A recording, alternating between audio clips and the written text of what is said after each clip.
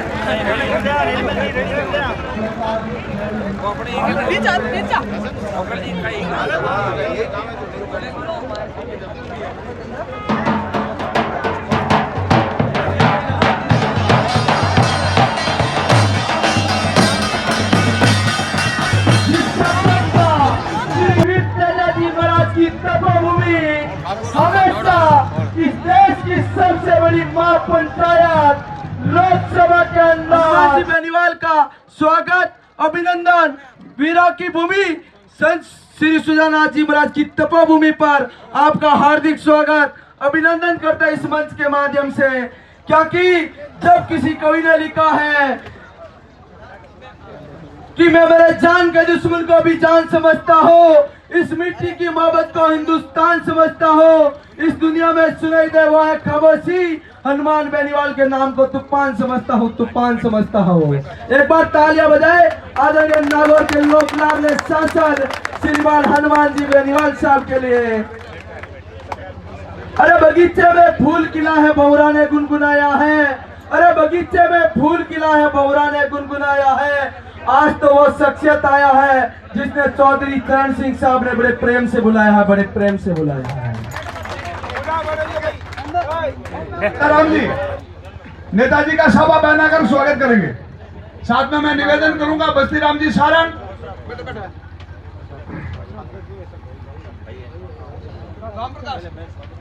साथ में मैं राम प्रकाश जी से निवेदन करूंगा कि आप भी साथ में पहुंचे।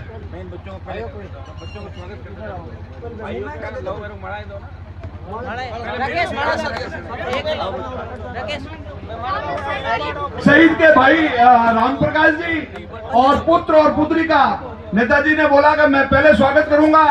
आपकी यही तो बातें हैं जो हमारे को इतनी देर तक यहाँ पे बांधे रखा।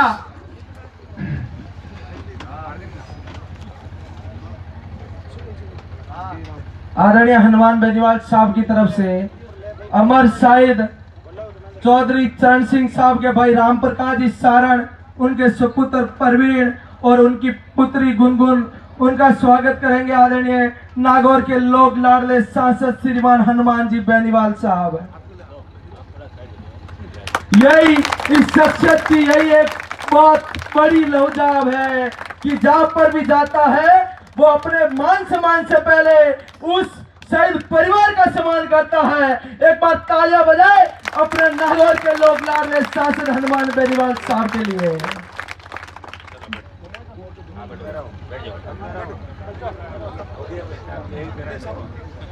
आदरणीय श्रीमान खेताराम निशान सरपंच साहब से निवेदन रहेगा कि बेनीवाल साहब का स्वागत करें। मैं बस्ती राम जी से निवेदन करूंगा।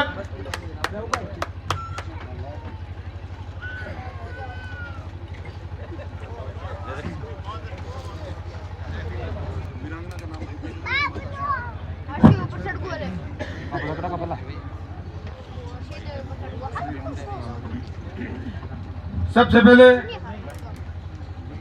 मैं 2-3 जोश में उद्घोष करना चाहूंगा। पीछे पीछे बोलना, अमर रहे अमर रहे। शहीद चौधरी तरण सिंह अमर रहे, चौधरी तरण सिंह श्यामा अमर रहे। अमर शहीद चौधरी तरण सिंह जी की मूर्ति ग्रहणों के शुभ अवसर पर अपने बीच में उपस्थित राजस्थान और देश के एकमात्र किसान नेता और हमेशा आप टेलीविजन के माध्यम से, सोशल मीडिया के माध्यम से देखते रहते हो कि राजस्थान प्रांत के अंदर, देश के प्रांत के अंदर चाहे जवान में तकलीफ हो, चाहे किसान की तकलीफ हो, चाहे किसी जाति वर्ग में अगर कोई तकलीफ हुई है तो उस तकलीफ का हमेशा सुख दुख के अंदर हमेशा उनकी सुनने के लिए, उनके सुख दुख में बीच रहकर उनको न्याय दिलाने के लिए हमेशा तत्पर रहते हैं। बड़े भाई साहब नागौर के लोकप्रिय सांसद हनुमान जी बेनीवाल साहब, सम्मानित मंच सामने बैठे हुए पिता नौजवान आदरणीय श्रीमान हनुमान जी बेनीवाल साहब, अब मैं उनसे निवेदन करने जा रहा हूं कि आप अपनी बात इस जनता के माध्यम से संबोधन करें। आदरणीय नागौर के लोक लाडले सांसद श्रीमान हनुमान जी बेनीवाल, एक बार तालियां बताएं हनुमान जी बेनीवाल के लिए।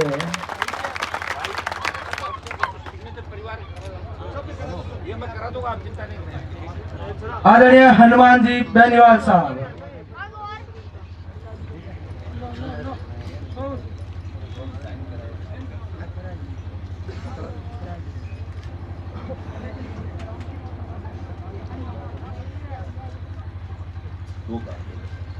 कुड़ी गांव के अंदर शहीद चौधरी चरण सिंह साहब की प्रतिमा अनावरण समारोह और ब्लड डोनेशन कैंप के अवसर पर उपस्थित इस कार्यक्रम के अंदर हमारे शहीद वीरांगना गीता देवी, भाई राम प्रकाश, बेटी गुनगुन, बेटा प्रवीण, माता सुहा देवी, हमारे सरपंच साहब खेताराम जी साहब, बावड़ी के प्रधान प्रतिनिधि राजू राम जी खोजा, सम्मानित मंच बोल देता हूँ, सम्मानित मंच, उपस्थित मौजूद बुजुर्गों, नौजवान साथियों, बड़ी तादाद में उपस्थित हुए माताओं, बहनों, प्यारे बच्चों। अगर मैं 12-1-2 बजे आता तो निश्चित रूप से मुझे पता बहुत बड़ी संख्या के अंदर आप लोग थे, लेकिन फिर भी उस दिन जब मैं यहाँ से निकला आप लोगों की इच्छा थी और मैंने आपको कहा था मैं निश्चित रूप से इस कार्यक्रम के अंदर आऊंगा, क्योंकि जहाँ भी शहीदों के कार्यक्रम होते हैं उनमें मैं कोशिश यही करता हूँ मैं व्यक्तिगत रूप से उपस्थित दर्ज कराऊं। एक शहीद परिवार ने मुझे ज्ञापन भी दिया है, मैं आपको विश्वास दिलाता हूँ। लेटर तो मैं कल ही भेज दूंगा, लेकिन 10 तारीख को जब मैं जाऊंगा, लोकसभा चलेगी, मैं व्यक्तिगत रूप से रक्षा मंत्री से मिलूंगा और जल्दी से जल्दी आपका बचाव जो भी काम है करा के और इसको काम को गति दिलाएंगे। जितने भी शहीद के परिलाभ से लेकर तमाम जो सरकारी सुविधाएं वो पूरी इस परिवार को मिलेगी। देखिए, ये मैं डिफेंस कमेटी का मेंबर था 2 साल तक। ये बीआरओ जिला सीमा सड़क संगठन जो सीमा के ऊपर सड़क बनाने का काम इनका है और किन परिस्थितियों के अंदर ये लोग काम करना है, तो ये आर्मी से कम नहीं, आर्मी का ही एक हिस्सा कह सकते हो। तीनों सेनाओं के अलावा अगर सबसे संघर्ष भरा काम है तो इनका बॉर्डर के अंदर जितने भी आप नाथुला बॉर्डर जैसे देखोगे, दूसरे जो बॉर्डर हमारे लेह लद्दाख से, वहां अगर जहाँ रोड बन रही है, जिन विकट परिस्थितियों में पहाड़ी क्षेत्र के अंदर, बर्फीले इलाकों के अंदर जहाँ बीआरओ काम करा, जान हथेली पे रख के वो काम करा, वहाँ अंदाज भी लगा सकते हैं कि यहाँ भी कोई रोड निकल सकती। तो इन्होंने जो सादत दी वो निश्चित रूप से हमारे कौम का सम्मान, इस जिले का, इस गांव का सम्मान बढ़ाया। और आज हालात ये हो गए कि सादत के अंदर हम नंबर 1 है देश के अंदर। हमारा समाज 62, 65, 71 और कारगिल की लड़ाई का इतिहास उठा के देखेंगे तो सबसे ज्यादा सैयद, सादत, सिख, जाट, जट सिख और जाट, इन्होंने सब ज्यादा सादत।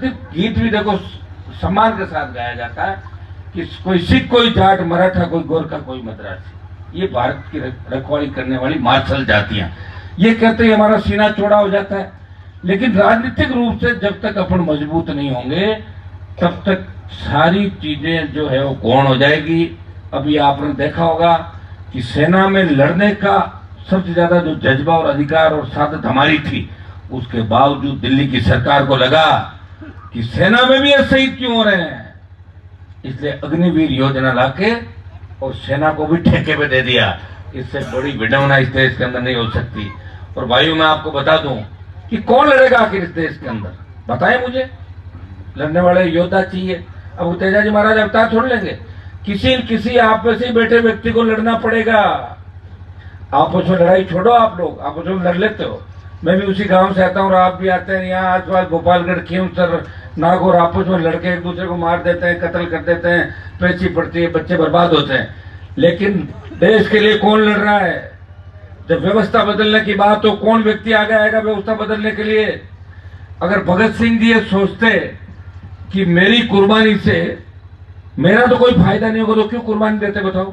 उन्होंने कहा मेरी कुर्बानी से हिंदुस्तान को फायदा होगा और भारत माता गुलामी की बेड़ियों से मुक्त हो जाएगी। इसलिए हनुमान बेनीवाल वो लड़ाई लड़ रहा है। हो सकता है कई लोग कहते होंगे कि हनुमान जी को खींवसर में हरा दिया, मुझे हराया थोड़ा ही। मैं तो खुद लोगों का डोड़ देखा था कि लोगों में कितना डोड़ है। मैंने तो एमएलए का इस्तीफा दिया था, मैंने दिया था कि नहीं दिया था? एमएलए तो मैं ही था। मैंने कहा जिनके लिए मैं लड़ रहा हूं वो ताकतवर हुए या नहीं हुए, या मेरा जीवन ऐसे ही खराब कर रहा हूं। और उस परीक्षा के अंदर मैं फेल हो गया, मुझे रह गई और हमारे लोग कमजोर पड़े, वही चले गए जहां 50 साल, 60 साल, 100 साल पहले थे। मैंने प्रयास किया बहुत जगाने का। मैं धन्यवाद देता हूं गोपालगढ़ इलाके को कि मैं पहले मानता था कि खींवसर भोपालगढ़ से मजबूत है, लेकिन मुझे महसूस हुआ कि भोपालगढ़ खींवसर से बहुत ज्यादा मजबूत और ताकतवर है। ये लेवी कांड अगर खींवसर में होता तो खींवसर के लोग लड़ाई नहीं लड़ पाते। भोपालगढ़ के लोगों ने लड़ाई लड़ी, राजस्थान की सरकार को झुकाया। कांग्रेस पार्टी की सरकार थी उस समय, आपके भी नेता थे जोधपुर के, मैं नाम किसी का नहीं लेना चाहता, लेकिन फिर भी आपको लड़ना पड़ा। सादत दी और लेवी के अंदर अपने यहाँ से डॉक्टर राम जी शरण शहीद हुए। और यह सादत जो लिखी जानी चाहिए राजस्थान के इतिहास के अंदर, ये लिखी नहीं गई कहीं पे भी, क्योंकि सरकार के अंदर हमारे देशों की कलम नहीं चली। अगर हमारे देशों की कलम चलती तो पहले बाकी काम रोकता और 1 घंटे में अपने ही लोगों का इतिहास लिखता, पहले ये लिखो और बाकी बाद में लिखो। तो सरकार के अंदर आएंगे जब करना पड़ेगा। सरकार बन कहाँ रही है? मैं तो जिनको तैयार कर रहा हूँ वही मेरे सामने आ रहे हैं। जिनको तैयार कर रहा हूँ वो सारे भस्मासुर साथ तैयार होते हैं और मुझे ही मारने के लिए भस्मासुर दौड़ रहे हैं। मैं मजबूत हूँ, मर नहीं रहा हूँ, इसमें कोई दो राय नहीं। कांग्रेस बीजेपी सारी एक जगह हो रही, फिर भी मैं लड़ रहा हूँ। और आप देखिए कि पूरी जवानी मैंने समर्पित कर दी आप लोगों के लिए। मुझे सत्ता का अगर सुख भोगना होता तो कभी का ले लेता सत्ता का सुख, लेकिन 10-8 में आप लोग आ गए और आपने कह दिया कि हनुमान जी हमारी बात का सवाल है और आप तो इनकी मदद कर दो, उनकी मदद। आपके पीड़ित मदेरणा साहब का परिवार किस तरह तकलीफ था 18 का, अब छोड़ो 18 में जाओ, 2018 के अंदर जिस तकलीफ के दौर से गुजर रहा था, मैंने उनकी मदद की, विधायक बनवाया। उसके बाद वो सामने हो गए। तो आदत है अपने लोगों की, मदद करता है भाई भाई के सामने हुआ तो फिर तो होना ही। तो अपना तो पूरा जो हिस्ट्री है वो इसी बात की रही है, दूसरों नहीं लड़ सकते हमारे लोगों से। एक नहीं जो नागौर में लंबे लंबे भाषण दे रहे हैं, ये ज्योति बिरला का कहीं नाम नहीं था। 2009 के अंदर रूपाराम जी और मैं इसको लेके आए। हमने कहा रिचपाल हरिंदर को छोड़ के इसको टिकट दे दो। इसको कोई नहीं जानता था नागौर को। इसके पिताजी की जैताड़ में जमानत जब्त हुई थी, 12,000 वोट आए थे 90 के अंदर। ये जानते चौधरी साहब बीच में, बट 1990 में जब जनता दल का दबदबा था तब इतवाड़ मिर्जा डेगाना से चुनाव लड़े। इनके पिताजी ने जीत करी नाथुराम जी को कि मेरा बेटा तो यहीं से लड़ेगा, तुम्हारे बेटे को वहां लड़ाओ। उन्होंने जैताड़ में उतार दिया और 12,000 वोट आए। जिसके पिताजी के 12,000 वोट आके जमानत जब्त हुई 1990 में, और उसकी बेटी को 20 साल बाद हनुमान बेनीवाल बीजेपी में रहते हुए भी लेके आता है कि कांग्रेस पार्टी इसको उम्मीदवार बनाए, मैं वसुंधरा जी की रड़क निकालूंगा और कांग्रेस को जीताऊंगा। और जीता के हिंदुस्तान की सबसे बड़ी पंचायत चुन भेजा। हुआ क्या? सामने हो गई। प्रयास किया, वापस नहीं जीतने दिया। 4 बार हराया लगातार, 3 बार लोकसभा और 1 बार विधानसभा। ऐसा नहीं है, अब ठीक है कई बार उपचुनाव होते हैं, देखते हैं। अभी ये कोई खींवसर के अंदर लोग बड़े विचलित, खींवसर हनुमान जी के हार हो गए। हनुमान जी की हार नहीं है, हनुमान जी तो जीते ही हैं। हनुमान जी तो 95,000 वोट लेके खुद के दम पे लगातार लड़ाई लड़ रहा है। एक व्यक्ति राजस्थान में वो सरकारों से लड़ रहा है, वो मुझे भी याद दिला रहा लोगों को कि कहाँ गई मुझे, इस स्थिति में लेके आ गया राजस्थान। हाँ, हमारे लोग ना समझते नहीं है। अभी भी 20,000 वोट अगर बीजेपी में नहीं देते क्या फर्क पड़ जाता? और जिसको जिताया है वो कौन सा आपका मान सम्मान बढ़ा देगा? बताओ मुझे। आपका मान सम्मान 2-3 महीने में कहीं न कहीं सड़क पर नजर आ जाएगा, देख लेना आप कहीं कहीं बढ़ाता हुआ। मैं बता रहा हूँ आपको, आप देखोगे, चिंतन करोगे और सोचोगे तो आपको लगेगा कि क्या कर दिया हम लोगों ने। क्या इतने भी समझदार नहीं है? जिस हनुमान बेनीवाल ने इस नागौर का, इस प्रदेश का, इस कौम का सम्मान पूरे देश के अंदर बढ़ाया, जब 3 कृषि बिल आए, 3 कृषि बिलों के खिलाफ जब आवश्यकता थी कि देश में कौन साधन देगा, तो हरियाणा, पंजाब, दिल्ली, यूपी के नेता मेरे पास आए, समाज के जिनके नारे हम लगाते थे उनके लोग हमारे पास आए कि साहब आप मोदी की सत्ता को ठोकर मारो, आप तेजाजी महाराज की धरती से आते हो। मैंने मोदी की सत्ता को ठोकर मारी, मेरी मिनिस्ट्री ठुकराई और इस कौम के लिए 70 दिन सड़क पर बैठा और मोदी को ठीक कर दिया और सम्मान किसानों का लौटाया। अग्निवीर के मामले के अंदर अगर देश में किसी ने विरोध किया तो जोधपुर में 2 लाख जवानों की रैली करके प्रधानमंत्री को चेतावनी दी, आ रहे मोदी जी दिल्ली की तरफ, तैयार हो जाओ। डर गई मोदी सरकार का 25 का 50% कर दो, 50% बच्चे आर्मी में रहेंगे और 50 को वापस भेजेंगे। और जब विधानसभा का चुनाव और रण बजा तो बीजेपी ने यह कहा कि कुछ भी हो जाए हमें हनुमान को कमजोर करना है, आरएलपी को मारना है, चाहे कांग्रेस साथ मिलाना पड़े। और कांग्रेस ने कह दिया कि पेपर लीक की घटना में हम लोग जेल जा रहे हैं, इसलिए तैयार बैठे, आओ साहब मिलाओ हाथ, और कांग्रेस बीजेपी एक, और हमें आरएलपी को कमजोर करना है। लेकिन आरएलपी कमजोर नहीं हुई है। एक सीट जीत भी जाते तो कौन सी वहां सरकार बन जाती? बताओ, कांग्रेस के कितने जीते हुए, किस तरह उनको पीट के निकाला बाहर 6 जनों को, और आज माफी मांग के घुस गए अंदर। देखा आपने माफी मांगते हुए? देखा नहीं देखा कि साहब हमारी गलती हो गई तो लड़ाई करी क्यों? मैंने मेरे जीवन में माफी नहीं मांगी कभी भी। कितनी बार लड़ा, सस्पेंड हुआ, एक बार कहा आप माफी मांग लो, नहीं तो आपको 1 साल के लिए करेंगे। मैंने कहा 1 साल और 1 महीने के लिए करो, माफी मैं नहीं मांगता। ईश्वर के आगे जरूर झुक सकता हूँ या मेरे लोगों के सामने झुक सकता हूँ, माफीनामा मेरी हिस्ट्री के अंदर नहीं है भैया। चाहे जिंदगी जाए और चाहे राजनीति जाए, ऐसे लड़ाई लड़ी जाती है। दिन में कह दिया कुछ, शाम को मांग ली माफी, दिन में बाहर विरोध, कमरों के अंदर पैर पकड़ना। ये जितने भी घूम रहे कांग्रेस के आपके नेता, आधे से ज्यादा तो 18 और 23 के अंदर समझौता करके, हटाजोड़ी करके जीत के चले गए थे। कांग्रेस को आप कोई ज्यादा मानो, वो कांग्रेस रही भी नहीं पुरानी, भूल जाओ उस कांग्रेस को जिसमें आपके लोग थे। अब कौन सी कांग्रेस है बताओ मुझे, कहाँ है कांग्रेस पार्टी? अगर कांग्रेस पार्टी होती तो इस तरह दिल्ली में बीजेपी थोड़ी जीतती। कांग्रेस का काम एक ही था कि केजरीवाल को हराने का ठेका और सुपारी कांग्रेस को दिल्ली में दी, काम पूरा किया। खींवसर में हनुमान की पार्टी को हराने की सुपारी कांग्रेस को दी कि आपके नेताओं को जेल में नहीं डालेंगे पेपर लीक में, आप तो हनुमान जी के वहां हरा दो। बोले हाँ साहब हम तैयार हैं, हम वही काम करेंगे जिन्हें पहले कणवरिया करता है, कौन करता है? राजा महाराजा करता है। तो कणवरिया काम कांग्रेस पार्टी कर ली हो, तो यही करेगी कांग्रेस। अब इसलिए आप तैयार हो जाओ।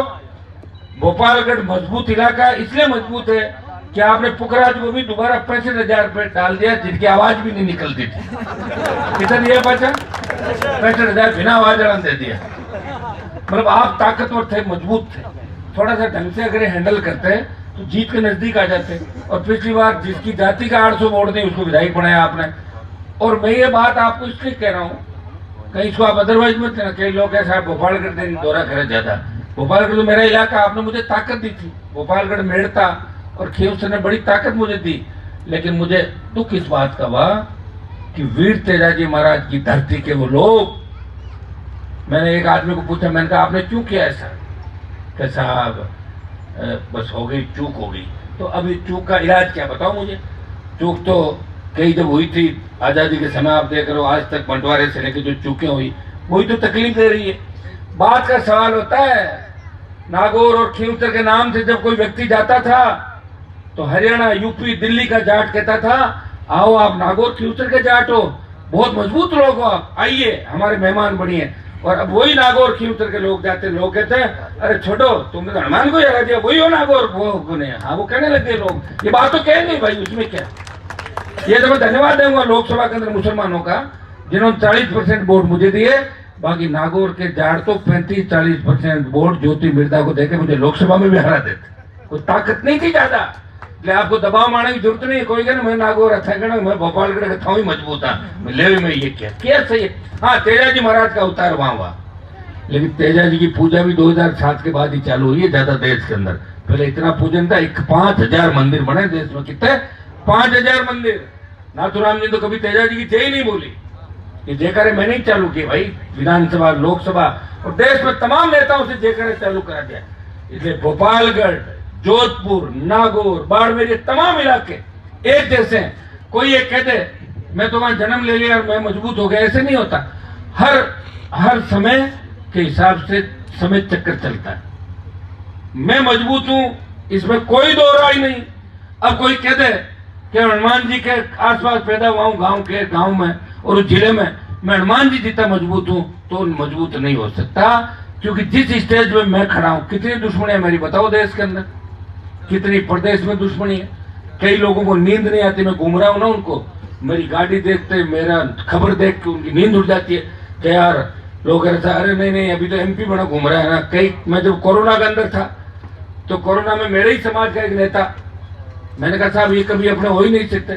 तो उन्होंने कहा साहब ये बहुत चिंता कर रहे थे आपकी, ये कह रहे हनुमान जी की तबीयत खराब है। मैंने कहा चिंता करे तो मेरे सामने फोन लगा, अभी फोन। तो मैंने कहा लगा फोन। तो मैं कोरोना के अंदर था, जब मैं जिंदगी और मौत के बीच जूझ रहा था, तो उसने हमारे समाज के बड़े नेता को टेलीफोन लगाया कि साहब हनुमान जी की तबीयत सही को नहीं। अरे वो मरी कड़ा आप बता हम 4 रुपए और सही तो बता, जीव तो कौन निकले बटू। अरे मैं तो कुत्ता जीव तो निकलो। अरे काट दियो फोन, आ स्थिति है लोग। क्योंकि खुद तो कर कौन से गए, खुद तो गजेंद्र सिंह जी की मूर्तियां लागी है दादाजी की। बेटे माड़ा फेराई जा माड़ा फेराई जगह पर 3-4 जना कोर्ट में जाए जिमे 3-4 हजार लोग, कितना 3-4 हजार लोग कोर्ट में जिमन गया। और अपना समाज का जगह भाई साहब है तो भिंडुड़ा 2-3 नागौर का जगह बड़ा नेता 6.5 फुट लंबा, आजकल भाषण देवे जोरदार के मांगा अमेरिका में रीला चले। इन्होंने माड़ा पहना के कहा कि इन लोगों ने बहुत बड़ा काम किया। काम पाएंगे था नहीं था, लोगों ने मानते छे ज्यादा काम करे नहीं। तो आप अंदाज लगा सकते हो इससे कि कितने कमजोर लोग हैं। और उन कमजोर लोगों ने हमारा नेतृत्व किया। बातें चल पड़ी, पुराना समय ऐसा था, न सोशल मीडिया थी, न अखबार थे, न टेलीफोन थे, पानी, बिजली, सड़क, स्कूल कुछ भी नहीं था। ये बात काम काट लियो। अगर वो नेता आज होते ना तो 15 मिनट कौन चलता, 15 मिनट नहीं चलते वो। आज का समय और है, आज जो लड़ाई हम लोग लड़ रहे हैं, अपराधी पग पग पे, सरकार मारना चाहती है, सुरक्षाएं हटा देती है, चाहे जैसे कर देती है। तो कौन मांगता है सरकार की तरफ? हम थोड़ी कहते मैं सुरक्षा दो। सरकार ने मुझे कहा आप लिख के दो। मैंने कहा किस बात का? कि सुरक्षा का। मैं क्या गारंटी है? इंदिरा गांधी जी की सुरक्षा थी, उनको मारा नहीं था, लिख के दिया हुआ था ना। तो भैया जिस दिन मौत आएगी आ जाएगी, तुम्हारे जैसे लोगों को हम कहेंगे कि हमें सुरक्षा दो, अपने आप मिलती रहेगी, जाती रहेगी। हमारी सुरक्षा जनता करेगी, हमारा समाज करेगा, किसान के बेटे करेंगे। तो आज इस सादत के अवसर पर थोड़ा आप लोगों के अंदर जोश भरना भी जरूरी है, क्योंकि जोश सादत का जो समय होता है, सादत शहीद की मूर्ति का अनावरण होता है, उसमें जोशीली बात करना आवश्यक है। हमारी बच्चियां जो बेटियां बैठी है, आज हमारे नेताओं की सोच अच्छी होती तो नागौर, जोधपुर, बाड़मेर, चूरू के इलाके पंजाब की तर्ज में बड़े हो जाते। नहरी इलाके अगर होते तो हनुमानगढ़, गंगानगर के अंदर जाके देख लो, धोरों में जब नहर आई हर घर के आगे फॉर्च्यूनर खड़ी है, अपने भी हर घर के आगे फॉर्च्यूनर स्कॉर्पियो खड़ी होती, अपने बेटे बेटे जर्मनी इंग्लैंड अमेरिका पढ़ते। सोच खराब थी, सोच खराब थी तो नाश तो हो गया उनका। जिनकी सोच खराब थी उनका नाश हो गया, वो बढ़ नहीं पाए। तो इच्छा थी, सेकंड थर्ड फोर्थ नंबर पे रहे, नंबर 1 नहीं ले पाए राजस्थान के अंदर, 1 नंबर की लड़ाई के अंदर भी नहीं रहे। और मैं तो अपने आप को गौरवान्वित महसूस करता हूं कि मैंने पार्टी बना के देश में संदेश दिया कि राजस्थान के जाट समाज का एक बेटा हनुमान बेनीवाल, जिसने राजस्थान के अंदर पार्टी बनाई और मोदी की सत्ता को ठोकर मार के अपने भाइयों के लिए देश में काम आया, ये संदेश मैंने दिया और ये संदेश आगे भी मेरा जारी रहेगा। आप चिंता नहीं करें, कोई स्वास्थ्य में गड़बड़ हो जाए तो बात दूसरी है, बाकी मुझे कोई झुका नहीं सकता, इतना ही मैं विश्वास आपको दिलाता हूं, क्योंकि मैं 100% शुद्ध और 1000% ईमानदार व्यक्ति हूं। कभी जीवन के अंदर किसी को तंग परेशान नहीं किया और किसी की बद्दुआ नहीं, वोट दिया नहीं दिया, जो मेरे पास आ गया वो मेरा है, मैंने उसका ध्यान भी रखा। और तमाम दूसरी जातियों का भी, मेरे समाज के साथ साथ तमाम 36 कौम को जहां भी मेरी आवश्यकता पड़ी आगे खड़ा मिला। हाँ, अगर मुझे किसी ने कहा तो मैंने मदद की और नहीं कहा तो भी कोशिश की कि भाई इस आदमी को न्याय मिलना चाहिए।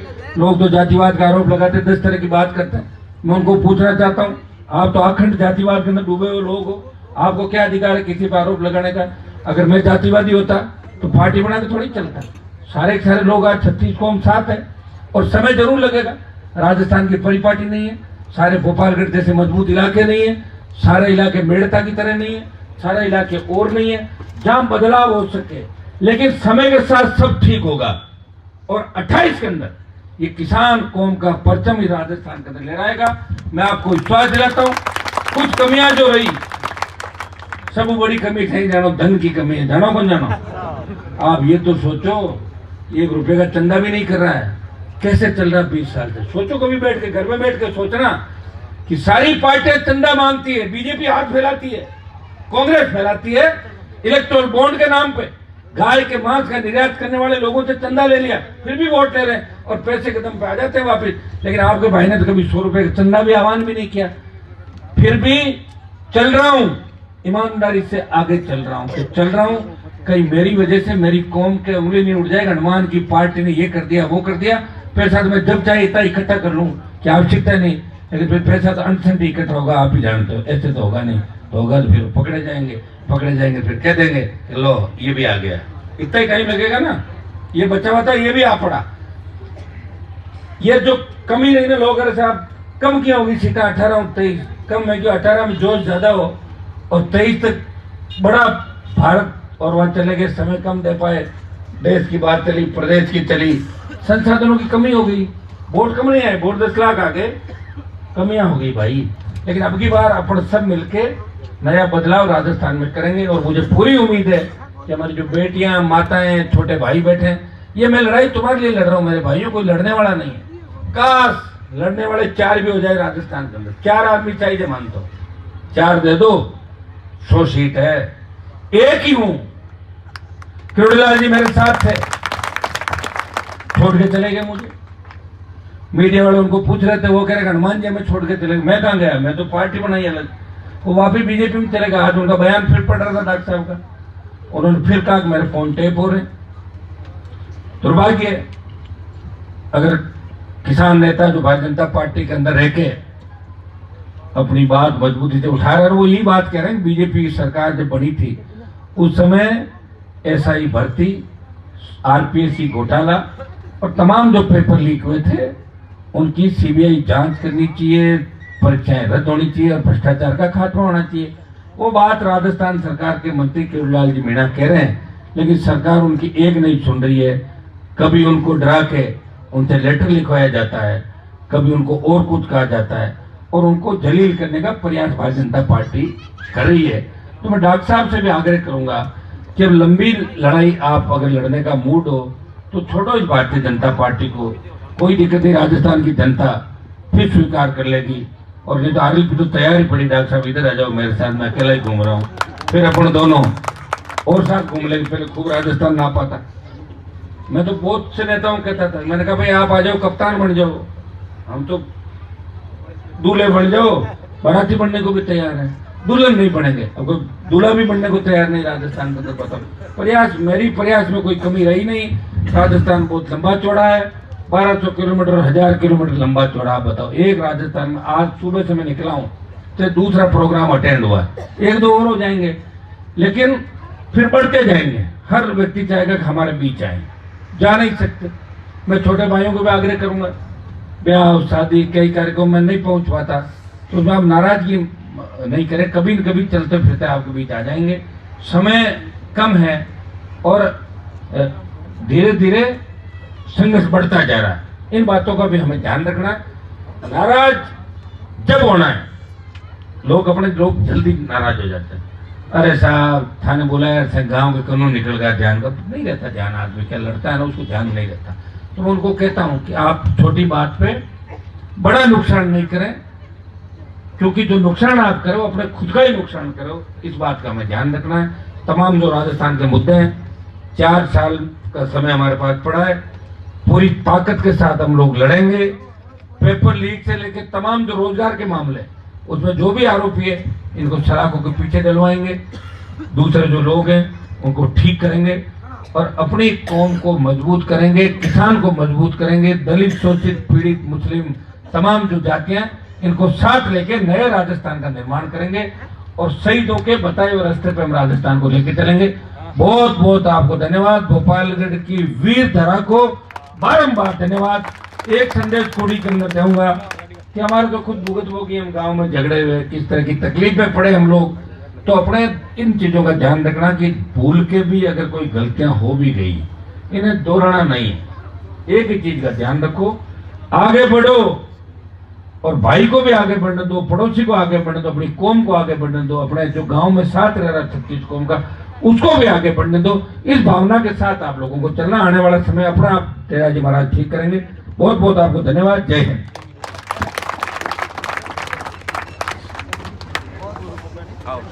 बहुत बहुत आभार आदरणीय नागौर के लोग लाडले सांसद हनुमान जी बेनीवाल साहब का। बेनीवाल साहब से निवेदन रहेगा कि मातृशक्ति ने रक्तदान किया, उनका मन है कि हम हनुमान जी बेनीवाल साहब से मान सम्मान मोमेंटों से सम्मानित हो। संतोष चौधरी, आपसे निवेदन रहेगा कि मंच पर पधारें। एक बार चाय पी लेते हैं। आई थी, मैं तमाम रोटरी क्लब के सदस्यों को आग्रह करूंगा कि आप मंच में पधारें।